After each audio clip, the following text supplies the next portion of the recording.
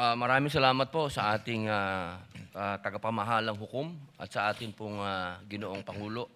Nais ko lamang pong basahin ang napakaigsing manifestasyon po. The gentleman may proceed with his manifestation. Maraming salamat po. A'udhu billahi minasyaitanir rajim. Bismillahirrahmanirrahim. Alhamdulillah rabbil alamin. Aming mga kasama, ako po'y humihingi ng paumanhin sapagkat dito pong nakaraang linggo, lumabas po sa mga balita na may aligasyon na ako daw po ay hindi sumusunod sa batas. Ito po ay nakalulungkot para sa isang senador, sa isang senator judge, ang masabihan na hindi sumusunod sa batas. Samantalang nung tayo po ay merong mahal na saksi dito, pinaalala po natin sa kanya na harapin ang batas. Noong nakaraang linggo, ang atin pong kaibigan na ombudsman,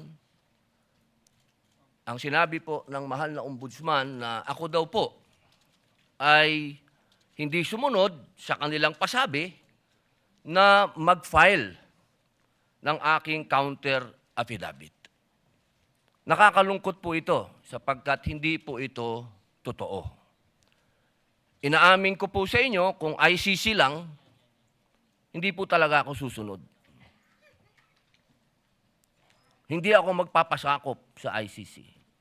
Pero dahil ginagalang ko po ang ombudsman, dahil siya po ay aking kaibigan na itinuturing, dahil nagkaroon na po kami ng napakahabang kwentuhan sa aking opisina nung siya po ay kalihim ng hustisya, nag-file po kami. Ito po, hawak ko po ang original. Dahil sa akin po, importante ang original. Ito po ang original, nakalagay po dito. Nag-file ako. Nakalulungkot po na pati ang media ay nakikisama sa ganitong klaseng propaganda na ang isang senador ay hindi sumusunod sa batas. Isang senator judge. Ito po, maaari ko po kayong bigyan ng kopya, mga mahal kong kasama, para mapatunayan na hindi ko po kayo ilalagay sa kahihiyan. Ako po ay nag-submit ng aking counter affidavit. At ganun din po, humihiling din po ako sa aking mga kasama, lalong-lalo na po sa aking kaibigang Ginoong Pangulo, na sa mga ganitong pagkakataon, hinihingi ko po na tulungan din po ninyo kami.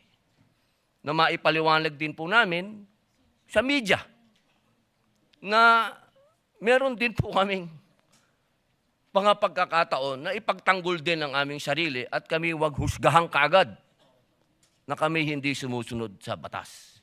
Yun lamang po, Ginoong Pangulo at tagapangulong hukom.